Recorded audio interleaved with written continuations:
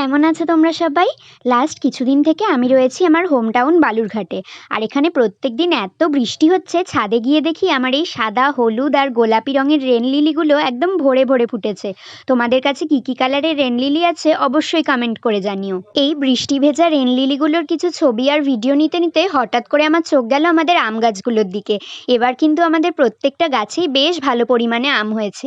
আর এই যে গাছটা দেখছো, এই গাছে এবার প্রথমবার আম হলো। কিন্তু এই আমগুলো পাকা পর্যন্ত তো আমি এখানে থাকবো না, তাই এই কাঁচা আমগুলোরই মন ভরে ভিডিও করে নিলাম।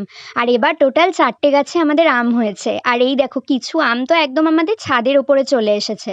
আর এই 4টে গাছের আমের রং, শেপ সবটাই ভিন্ন ভিন্ন।